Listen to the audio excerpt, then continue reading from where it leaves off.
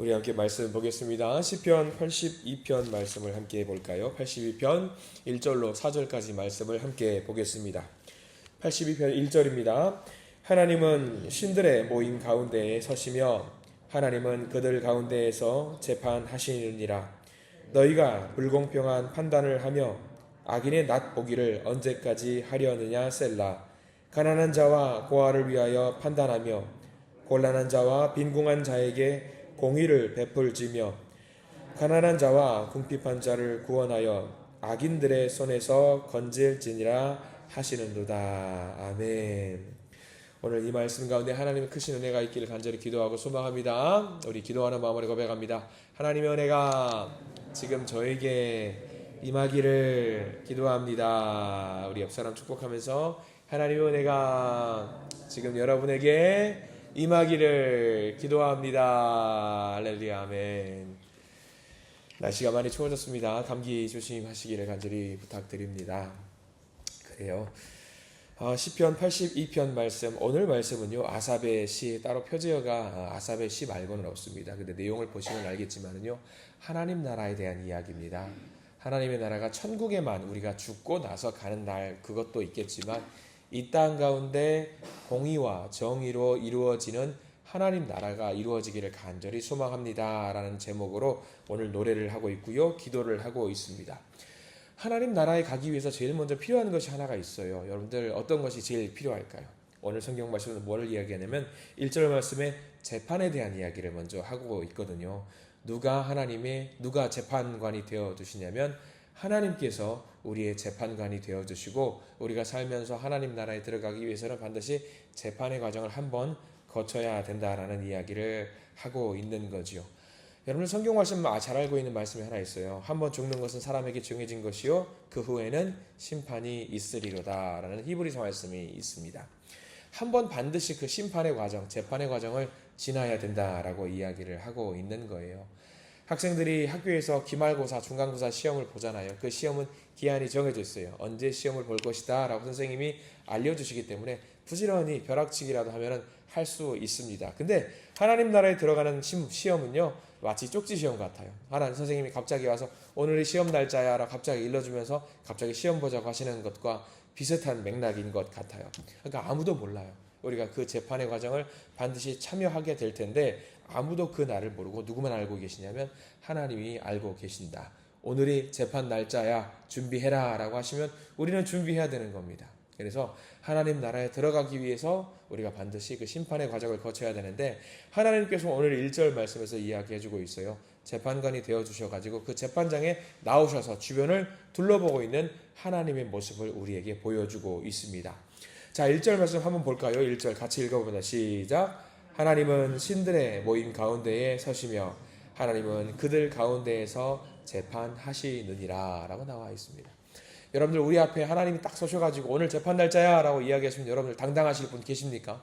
나는 당당하게 하나님의 심판을 받을 수 있는 준비가 되어 있습니다. 아무도 없을 겁니다. 두렵고 떨리는 마음으로 그 시험에 임하게 되겠지요. 근데 하나님이 그 재판에 임하실 때에 정해진 그 판단의 기준이 있을 거 아닙니까? 판단의 기준이 있을 거예요. 법이라고 하잖아요.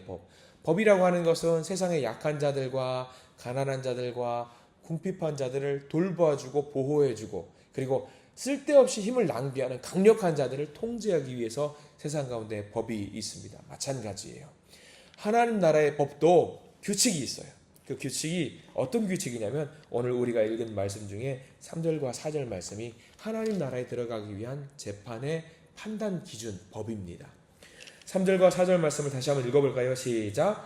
가난한 자와 고아를 위하여 판단하며 곤란한 자와 빈궁한 자에게 공의를 베풀지며 가난한 자와 궁핍한 자를 구원하여 악인들의 손에서 건질지니라 하시는도다. 아멘. 이 말씀대로만 우리가 살아가면 되고요. 이 말씀대로만 하나님이 우리를 판단하시는 거예요. 위안이 좀 되시죠? 주님, 저는 가난한 자잖아요. 저는 주님 앞에서 궁핍한 자고요. 빈궁한 자잖아요.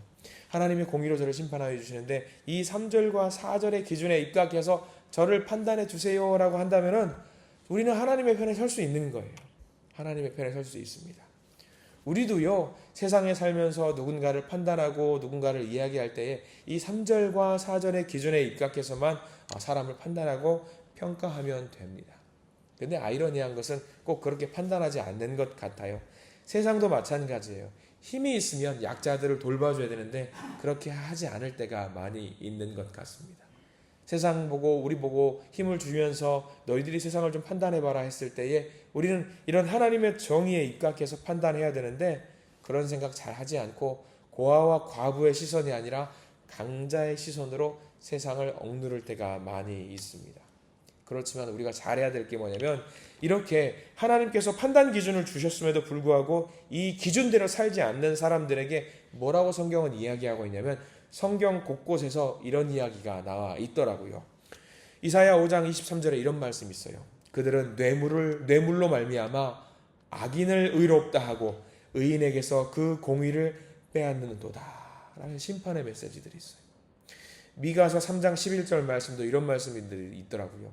그들의 우두머리들은 뇌물을 위하여 재판하며. 우리가 이런 심판의 메시지대로 살지 말아야 합니다. 오늘 우리에게 일러준 3절과 4절 말씀, 궁핍한 자를 위해서 돌보는 마음으로 기도를 해야 되고요. 그들을 생각하면서 그들을 돌보는 마음으로 세상 가운데 하나님의 정의와 공의가 있게 해달라고, 하나님 나라가 이 땅 가운데 펼쳐지게 해달라고 우리는 기도를 해야 될 줄 믿습니다. 근데 하나님의 법에 입각하지 않고 세상을 바라보고 세상 가운데 심판하는 사람들을 향해서 하나님은 심판의 메시지도 또한 주고 있어요. 강자들을 위한, 하나님을 대적하는 자들을 위해서 심판의 메시지가 7절 말씀에 나와 있거든요. 7절 말씀은 사실 심판의 메시지입니다. 자, 7절 말씀 같이 한번 읽어볼까요? 7절 시작. 그러나 너희는 사람처럼 죽으며 고관에 하나같이 넘어지리로다. 결국은 사람이다라는 거예요. 결국은 똑같은 사람이라는 거죠. 너희들도 죽는다. 세상 권세를 가졌다고 천년 만년 부귀영화를 누릴 것 같냐? 그거 아니다. 다 죽을 수밖에 없다. 죽게 되면 반드시 너희들도 내 앞에 서게 될 것이고 심판을 받게 될 것이다. 너희들도 기말고사 받게 될 것이다. 그러니까 우리가 오늘 81편 말씀, 우리가 때로는 심판을 할 수 있는 사람이 될 때도 있습니다. 그때 우리가 어떻게 해야 되느냐? 약자를 위해서, 하나님의 나라를 위해서, 하나님의 백성들을 위해서 심판하고 그들을 위해서 살아가는 우리가 되어야 된다라고 하는 것입니다. 오늘 말씀에 어쩌면 최종적인 마지막 말은요, 요약되는 한 절의 말씀을 정한다라고 하면 8절 말씀일 겁니다. 하나님, 우리의 재판관이 되어 주십시오 라고 하는 말씀이거든요. 우리 8절 말씀은요, 전체를 다 밑줄을 그어두시고 함께 같이 읽어보기를 원합니다. 8절 말씀을 읽을게요. 하나님이여 일어나사 세상을 심판하소서. 모든 나라가 주의 소유이기 때문이니이다. 아멘. 그래요. 하나님 재판관 되어 주셔가지고요, 이 세상을, 그리고 우리도 심판해 주세요. 우리도 심판해 주세요. 최후의 그 순간에 우리도 심판해 주실 줄 믿습니다. 이 아삽의 고백이 저와 여러분들의 고백이 되기를 간절히 축원합니다. 하나님 앞에서 심판을 받는다라고 하면 무섭잖아요. 근데 시편을 통해서 계속해서 우리가 알고 있는 것, 하나님 앞에서 두려운 게 없는 사람들은요, 심판이 아니에요. 왜? 심판 받고 나면 뭐가 있냐? 구원이 있기 때문이에요. 우리가 이걸 잘 기억했으면 좋겠어요. 하나님 나라에 사는 백성들은요, 우리가 거기 들어가기 바로 직전에 하나님이 너희와 한번 상벌을 따져보자 이야기하실 거예요. 아니, 매 맞을 일 있으면 매 맞으면 되는 거예요. 그리고 매 맞고 난 뒤에 그래, 내 아들 내 딸 위로해 줄게 하고 구원의 길이 우리에게 열려 있다라는 사실을 반드시 명심하시기 바랍니다. 그렇게 하나님이 우리의 재판관 되어주시면은요, 우리는 괜찮아요. 하나님이 날 바르게 재판해 주실 거야. 자신이 있습니다. 자신이 있어요. 근데 많은 사람들이 그 심판 앞에 두려워합니다. 왜냐하면 내가 죄인이라서 그래요. 당당한 척하지만 속으로 두려워하는 사람들이 많이 있을 겁니다. 근데 두려워하지 마세요. 우리는 하나님의 자녀이기 때문에 우리가 언제 하나님 앞에 간다고 할지라도 두려워할 이유가 전혀 없습니다. 내 속에 은밀한 죄가 드러난다고 할지라도 혼나면 되는 거예요. 혼나면 되니까 걱정하지 마시고 재판관이신 우리 하나님 앞에 당당하게, 하나님 저 심판해 주세요. 그렇게 나아가시는 우리가 되기를 간절히 소망합니다. 예전에 경찰서에서 근무하시던 집사님이 한 분 계셨습니다. 굉장히 30 중반 되는 젊은 분이셨어요. 아들이 있었습니다. 아들이 딱 5살 정도 되는 귀여운 아들이 있었어요. 교회학교 아이들이었죠. 그분이 어느 날 재미난 이야기를 저한테 해주시겠다고 차를 마시면서 웃자고 막 말씀을 하셔요. 그 아들이 이제 어린이집을 끝나고 하원을 하는데 딱히 이제 엄마가 바빴고 돌봐야 될 사람이 자기밖에 없었대요. 근데 자기도 근무 중이어가지고 그 경찰서 바로 옆에 어린이집이 있어가지고 그 아이를 데리러 갔대요. 근무 중에. 근데 근무 중에 들어가는데 공교롭게 그 자기 아들의 친구를 같이 손잡고 하원을 시켜야 되는 상황이 생겼다라고 하는 거예요. 손잡고 할 수 없이 그 아이들 둘을 데리고 손잡고 경찰서로 왔어요. 경찰서로 5살 배기 꼬마 아이 둘을 경찰서를 데리고 꽉 들어가요. 근데 그 경찰관의 아들은 경찰서 들어가는 게 익숙한 거예요. 늘 아빠 보러 가는 것이고 아빠 친구들을 보면서 안녕하세요 인사하면서 경찰서에 딱 들어갑니다. 아빠가 근무하는 근무 사무실 옆에서 가만히 서고 있을 수가 있을까요? 아이들 막 뛰어다녀요. 놀러 다녀요. 근데 재밌는 것은 두 아이가 갔어요. 근데 아빠가 경찰관인 아이는 경찰서를 누비고 다녀요. 근데 경찰관 아빠 쪽쪽 너머에 뭐가 있냐면 유치장이 있어요. 유치장이 있는데 유치장에서 들어갔다 나오는 거야. 막 뛰어다니면서. 근데 재밌는 것은 경찰관이 아빠 그 친구 아이 같이 손잡고 간 아이는 경찰서에 들어가는 순간부터 옹 얼어가지고 가만히 있는 거예요. 여기 서 있어 했더니 그 아이는 가만히 서 있어요.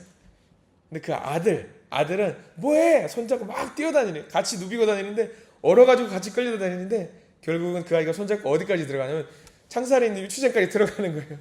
지금부터 숨바꼭질 하는 거야 하는데 그 아이는 막 뛰어노는데 그 옆에 따라간 아이는 유치장에 들어가자마자 어떻게 했겠어요? 아저씨 잘못했어요. 그러는 거예요. 뭘 잘못했는지 몰라요. 그냥 잘못했대요. 뭔가 본 건 있으니까 여기 들어가면 안 된다는 건 아는 거예요. 그 이야기를 그 경찰관 집사님이 이야기해 주시는 거예요. 근데 그 말씀이 갑자기 떠오르는 거죠. 맞다. 우리가 심판날에 경찰관을 아빠에 둔 아이는 유치장에 있든 뭐에 있든 두려울 게 뭐가 있느냐. 누비고 다니든 말든 내 맘이지. 근데 그게 아닌 아이들은요. 떨리는 거예요. 여러분 명심하세요. 오늘 말씀이요. 하나님이 우리를 재판하신다고 심판하실 때 두려워할 이유가 없어요. 전혀 없어요. 왜? 우리 아버지가 누구시냐면 하늘아버지는 재판관이시기 때문입니다. 하나님이 우리를 재판하신다고 했을 때에 혼낼 수 있겠지만 우리를 구원하시기 위해 재판하신다는 것을 믿으시기 바랍니다. 심판을 지나서 반드시 구원이 있다는 것을 믿으시기 바랍니다. 그러니까 우리가 하나님 나라에 들어가는 것을 두려워할 이유가 없어요. 그리고 이 땅 가운데서도 이미 예수님께서 이 땅 가운데 회개하라 천국이 가까이 왔느니라고 이야기했던 이유가 뭐냐면 이 땅 가운데 하나님 나라를 만들기 위해서 왔어요. 그러면 이 땅이 곧 하나님 나라예요, 여러분들. 우리가 살고 있는 내가 밟고 있는 그 땅이 하나님 나라입니다. 이 땅 가운데 하나님 나라를 만들기 위해서 우리가 부단히 노력을 해야 될 줄 믿습니다. 그렇게 열심히 사는 사람들은요, 또 이런 말씀도 있더라고요. 요한복음 5장 24절에 내가 진실로 너희에게 이르노니 내 말을 듣고 나 보내신 이 믿는 자는 영생을 얻었고 심판에 이르지 아니하나니 사망에서 생명으로 옮겼느니라. 하나님이 우리 아버지가 되신 분은요, 사망에서 이미 생명으로 옮겨간 거예요. 사망에서 생명으로. 이스라엘 백성들 출애굽 사건 여러분 잘 기억해 보세요. 이스라엘 사람들이 10가지 재앙을 한 대씩 맞아요. 다 맞는데 이스라엘 백성들도 맞고 애굽도 같이 맞아요. 근데 이스라엘 백성들은 걱정을 할까요, 안 할까요? 걱정을 안 해요. 비록 맞을지언정 안 해요. 근데 이집트 백성들은 어때요? 그 한 건 한 건이 재난이고 재앙이에요. 근데 이 심판의 끝에 하나님의 구원이 있다라는 것을 이스라엘 백성들은 알고 있기 때문에 잘 견뎌낼 수 있었던 겁니다. 그래서 10가지 재앙이 있을 때, 10번째 재앙이 있을 때에 이집트 백성들은 나가 떨어지잖아요. 근데 하나님의 백성들은 어때요? 이 위기를 잘 이겨내서 하나님의 구원의 손을 붙잡고 나오는 것을 여러분들 성경을 통해서 잘 알고 계실 겁니다. 그래서 오늘 말씀 시편 81편 특별히 8절 말씀을 계속해서 오늘 묵상하시는 저와 여러분들 되시기를 바랍니다. 하나님이 심판하셔도 걱정하실 필요 없습니다. 하나님이 일어나사 세상을 심판하소서. 어서 심판하소서. 모든 나라가 주의 소유이기 때문입니다. 모든 나라가 주의 소유이기 때문에 나는 누구다? 주님의 소유된 자, 주님의 백성이다. 어서 심판하시고 어서 우리를 구원해 주시옵소서. 이 기도를 오늘 하나님께 올리시기를 간절히 소망합니다. 명심하십시오. 우리의 아버지는 하나님이십니다. 그 하나님을 믿고 의지하는 가운데 복을 누리시는 믿음의 성도님들, 믿음의 하루를 되시기를 간절히 기도하고 소망합니다. 기도하겠습니다. 주님 감사합니다. 우리를 예배의 자리로 불러주시고 하나님 앞에 마음을 열어 기도하게 하시니 감사드립니다. 세상의 판단과 사람의 말에 흔들릴 때가 많았음을 고백합니다. 그러나 우리가 세상의 기준에 좌지우지 되는 것이 아니라 하나님의 판단 기준에, 하나님 나라의 법에 따라 사는, 그것에 따라 그것을 의지해서 살아가는 우리 모든 믿음의 성도들이 되게 해 주시옵소서. 세상 살면서 때로는 세상의 법에 따라갈 때에 억울할 때가 있습니다. 넘어질 때도 있습니다. 그러나 우리는 세상 법보다는 하나님 나라의 법에, 하나님 나라의 법을 따라 의지하는 믿음의 자녀들입니다. 우리의 판단 기준이 아니라 하나님의 판단 기준에 따라서 사는, 그래서 구원으로 걸어가는 믿음의 성도들 되게 해 주시옵소서. 하나님이여 속히 일어나사 세상을 심판하여 주시옵소서. 모든 나라가 주님의 것입니다. 저로 하여금 주님 나라의 백성 되게 해 주시옵소서. 이런 기도를 하나님께 올리고 응답받는 우리가 되게 해 주시옵소서. 예수 그리스도 이름으로 간절히 기도드립니다. 아멘.